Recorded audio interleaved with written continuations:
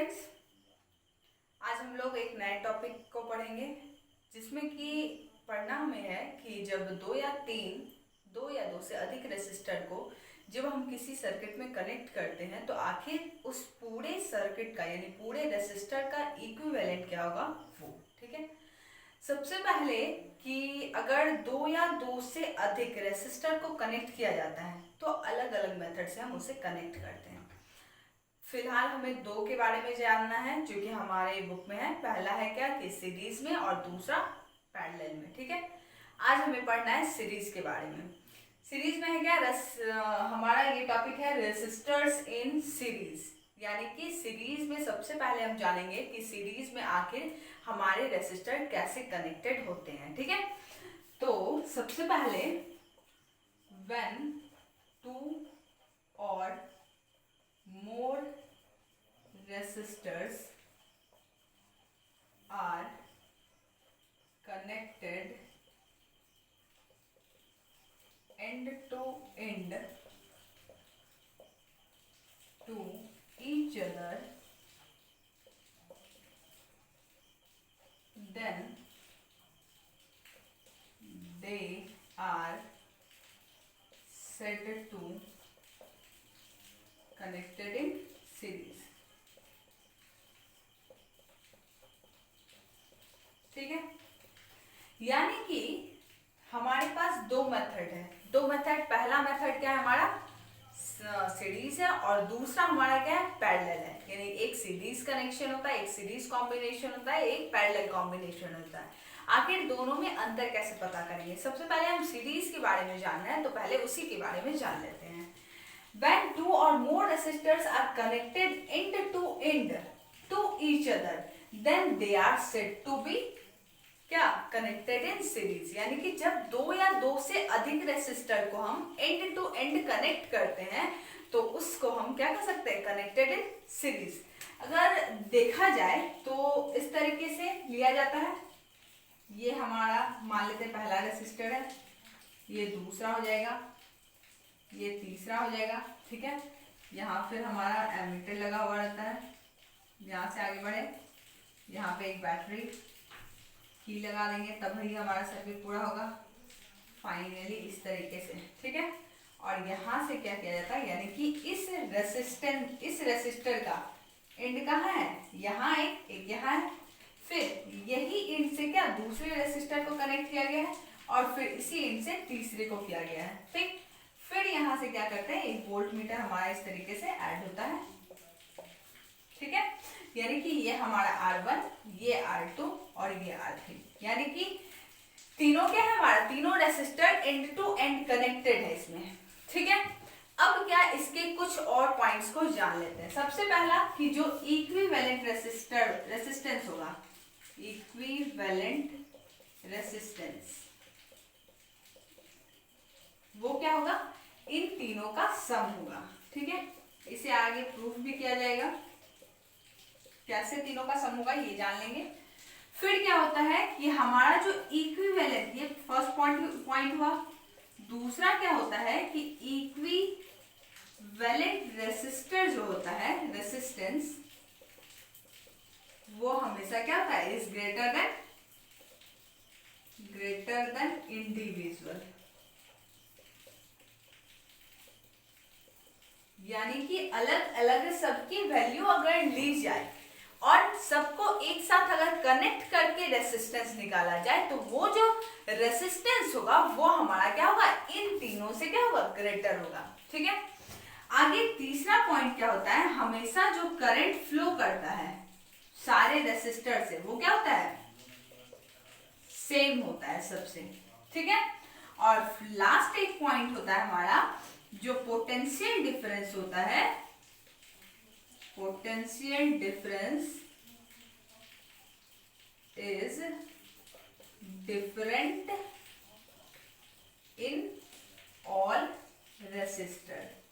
यानी कि अलग अलग रेसिस्टर में जो है पोटेंशियल डिफरेंस यानी जो V की वैल्यू होगी वो हमारी क्या होगी, अलग अलग होगी, लेकिन जो I होगा वो हमारा सेम होगा, याद रखिएगा। फिर से एक बार मैं रिपीट कर देती हूँ कि हमारा सीरीज कनेक्शन में जो होता है कोई भी रेसिस्टर है वो आपस में एंड टू एंड कनेक्टेड होता है। साथ साथ क्या होता है, जो इक्विवेलेंट रेसिस्टेंस निकलता है वो हमारा तीनों इंडिविजुअल से क्या होता है, ग्रेटर होता है। फिर क्या होता है कि जो हमारा इक्विवेलेंट है वो तीनों का सम होता है, ठीक है, यानी पहले वाले का रेसिस्टेंस, दूसरे वाले का और तीसरे वाले का, या और भी अगर एक्स्ट्रा हो तो। फिर क्या होता है, तीसरा पॉइंट बताया गया है कि करंट हमेशा तीनों रेसिस्टेंस से जो होता है, तीनों रेसिस्टर से जो होता है हमारा करंट, वो करंट हमारा सेम होता है। यानी कि अगर इस पूरे सर्किट में जो करंट पास कर रहा है वो हमेशा सेम होगा, इक्वल होगा, और जो पोटेंशियल डिफरेंस होगा वो ईच रेसिस्टर के लिए डिफरेंट होगा, ठीक है। चलिए आगे देखते हैं।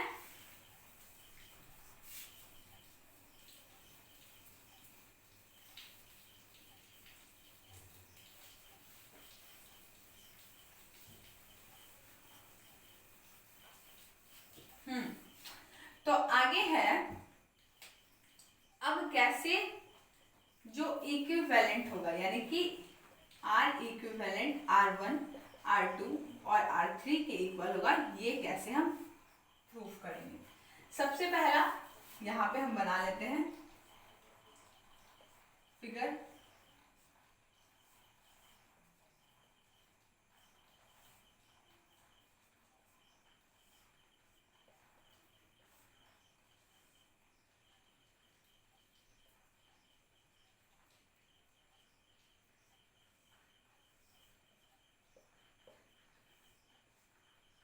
ये हमारा R1, ये R2, ये R3, ठीक है। यहाँ से हमारा हो जाएगा V1, V2 और V3, क्योंकि इसका सारा ये डिफरेंट होता है।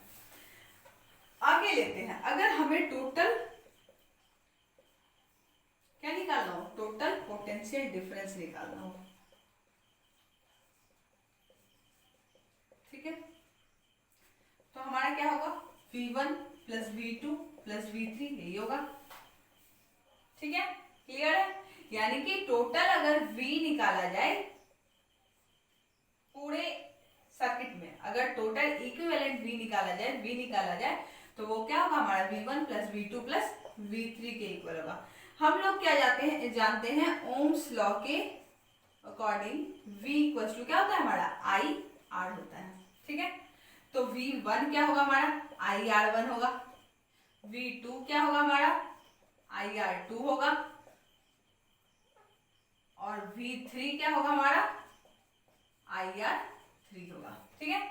अब ये फर्स्ट इक्वेशन में हम पुट करते हैं, यानी कि हमारा V इज इक्वल टू हो जाएगा क्या, IR1 plus IR2 plus IR3, ये होगा। और अगर V की वैल्यू ली जाए तो ये भी हमारा क्या होगा, IR होगा,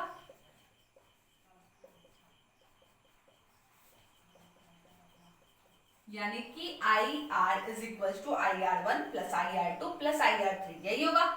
आगे इन तीनों में I है, यानी करंट हमारा क्या है, सेम है, तो हम कॉमन निकाल सकते हैं। कॉमन यहां से निकाल लेंगे, I अगर कॉमन लिया जाए तो क्या बचेगा, R1 plus R2 plus R3 बचेगा, यही बचेगा। I आपस में कैंसिल, देयरफॉर R इक्विवेलेंट क्या होगा हमारा, R1 plus R2 plus R3, clear है। यानी कि कैसे हमारा इक्विवेलेंट रेसिस्टेंस हमारा R1, R2 और R3 के सम के इक्वल आएगी, यहाँ प्रूफ कर दिया गया है। आगे क्या है कि इसके कुछ डिसएडवांटेज होते हैं, ठीक है। सबसे पहला डिसएडवांटेज क्या होता है, अगर हम किसी भी रेसिस्टर को किसी सीरीज कनेक्शन में हम अगर ऐड कर रहे हैं, कॉम्बाइन कर रहे हैं, तो हमारा कुछ क्या होता है, डिसएडवांटेज होता है। सबसे पहला कि अगर कोई भी आपका कंपोनेंट पूरे सर्किट में अगर लिया जाए, कोई भी एक कंपोनेंट अगर क्या हो जाएगा, खराब हो जाएगा, तो हमारा सर्किट क्या हो जाएगा, जो करंट हो जाएगा वो फ्लो करना बंद कर देगा, ठीक है। यानी हमारा जो करंट जब फ्लो करेगा ही नहीं, तो हमारा जो अदर कंपोनेंट है वो भी हमारा क्या हुआ, फ्लो नहीं कर पाएगा। मान लेते हैं कि अगर एक बल्ब हमारा खराब हो जाता है, तो आगे का जितना भी बल्ब है टोटल, उसके आगे जितने भी बल्ब है वो क्या होंगे, ग्लो नहीं करेंगे, ठीक है। यानी कि एक जगह कनेक्शन अगर ब्रेक हो रहा है, एक जगह अगर कहीं कहीं पे बाधा आ रही है तो आगे फिर क्या होता है, आगे भी रुकावट हो जाता है। ठीक है, पहला डिसएडवांटेज ये होता है। दूसरा क्या होता है कि कभी भी हम इसमें क्या कर सकते हैं, जो बल्ब है और हीटर है इन दोनों को क्या कर सकते हैं, कभी भी एक साथ कनेक्ट नहीं कर सकते हैं। क्यों? क्योंकि दोनों का जो पोटेंशियल डिफरेंस होगा वो क्या होगा, डिफरेंट होगा। ठीक है, चलिए तो आगे हम क्या करते हैं, इस पे कुछ न्यूमेरिकल कर लेते हैं।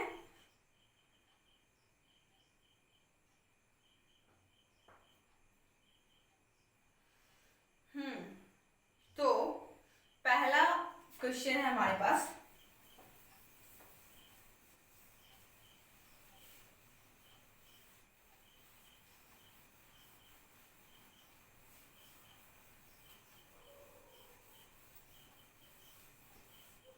डिसएडवांटेज लिख दिया जाए क्या? चलिए डिसएडवांटेज लिख देते हैं। इफ एनी कंपोनेंट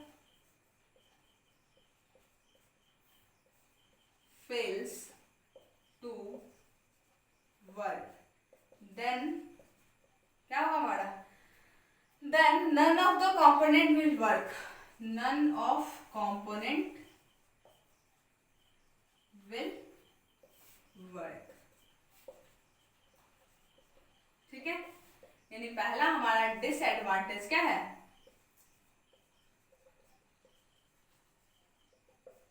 कि अगर एक भी कंपोनेंट काम करना बंद कर दे तो बाकी सारे कंपोनेंट काम करना बंद कर देंगे। ठीक है, फिर दूसरा हो गया क्या कि bulb and heater can not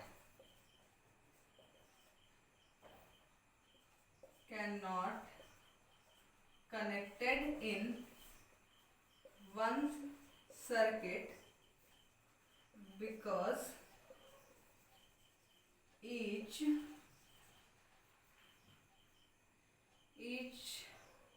have different current, each will have different current to work। ठीक है, यानी कि किसी भी बल्ब और हीटर को, मान लेते हैं बल्ब को क्या कम लेस करंट चाहिए या बल्ब हमारे लेस करंट लेगा और हीटर हमारा ज्यादा लेगा, तो वही दिया है कि बल्ब और हीटर को हम एक साथ कनेक्ट नहीं कर सकते हैं किसी भी सर्किट में। क्यों? क्योंकि उन दोनों को जो हीट है हमारा वो क्या होता है, दोनों का जो करंट होता है, यानी दोनों में जो करंट चाहिए वो डिफरेंट होता है। जबकि अभी जस्ट मैं बताई हूँ, क्या बताई हूँ, कि उसका जो करंट होता है सारे रेसिस्टर का करंट जो होता है वो हमारा क्या होता है, सेम होता है, यानी पूरे सर्किट में एक ही करंट फ्लो करता है। इसीलिए हम कभी भी बल्ब और हीटर को एक साथ कनेक्ट करके नहीं रख सकते हैं। ठीक है, क्योंकि दोनों को अलग अलग करंट चाहिए ग्लो करने के लिए। आगे चलिए, तो क्वेश्चन देखने वाले थे।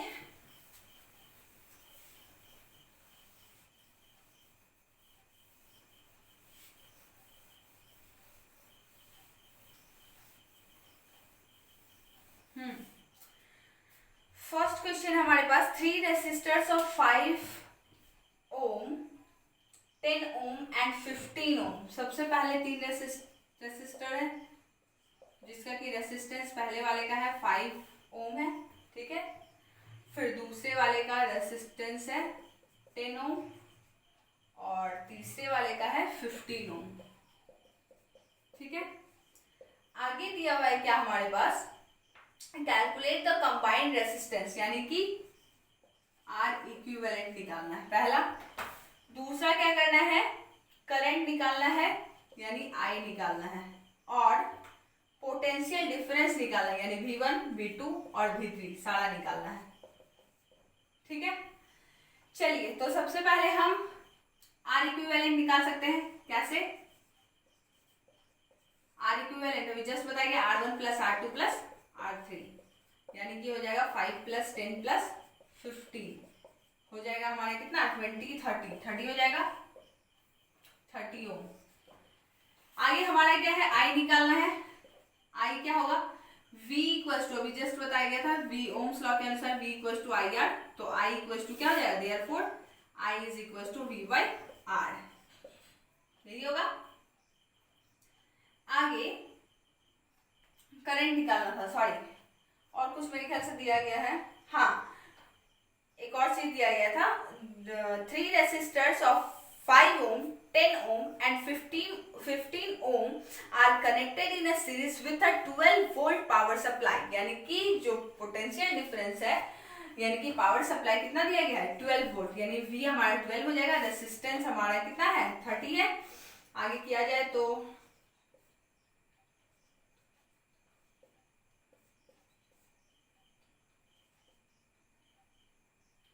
0.4 एम्पियर। ठीक है, अब क्या करते हैं, सबका अलग अलग क्या होगा, हमारा पोटेंशियल डिफरेंस होगा, तो हम V1 निकालेंगे। V1 हमारा क्या होगा, IR1 होगा। करंट I हमारा 0.4 है, R1 पहला कितना है 5 है, यानी कि 2 आ जाएगा, 2.0 2 V। ठीक है, उसके बाद फिर हमारा क्या हो जाएगा V2 निकालना है, IR2 हो जाएगा हमारा, यानी कि 0.4 इंटू 5 के जगह हम करेंगे R2 हमारा 10 है, 4.0 V हो जाएगा। और V3 निकालना हो तो IR3 I हमारा 0.4 है, R3 हमारे पास क्या है 15, यानी कि 6 वोल्ट। क्लियर हो गया है? नहीं भी हुआ है तो फिर से मैं एक बार समझा देती हूँ, उस क्वेश्चन को देख लीजिए अच्छे से। सबसे पहला क्वेश्चन में दिया गया था, क्वेश्चन एक बार मैं पढ़ देती हूँ। 3 resistors of 5 ohm, 10 ohm and 15 ohm are connected in a series with a 12 volt power supply। ठीक है, आगे दिया हुआ है calculate their combined resistance, current and in each and the potential difference across each resistor। यानी कि सबसे पहले हमारे पास पहले वाला 3 रेसिस्टर है, एक R1 एक R2 एक R3। पहले वाले से जो रेसिस्टेंस है वो हमारा 5 ओम है, दूसरे वाले से 10 है और तीसरे वाले से 15 है। V हमारा दिया गया है 12। ठीक है, V हमारा 12 दिया गया, तो सबसे पहले R इक्विवेलेंट निकालना है, फिर I निकालना है और V1 V2 V3 यानी तीनों का पोटेंशियल डिफरेंस निकालना है।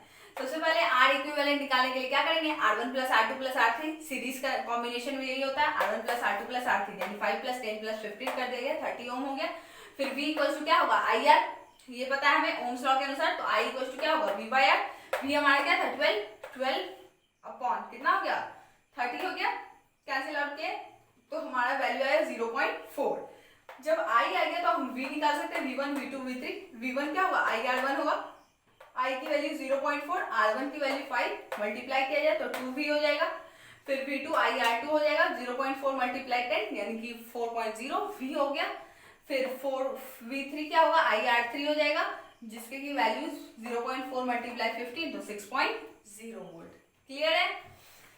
चलिए, तो आगे हमें पढ़ना है क्या, रेसिस्टर्स इन पैरेलल कनेक्शन। ये क्या करेंगे कल हम पढ़ेंगे, आज के लिए इतना ही, यानी सीरीज कनेक्शन आज सिर्फ मैं पढ़ाई हूँ। नेक्स्ट टॉपिक कल पढ़ाया जाएगा, जो कि हमारा होगा क्या, रेसिस्टर्स इन पैरेलल कॉम्बिनेशन। ठीक है, चलिए आज के लिए इतना ही, धन्यवाद।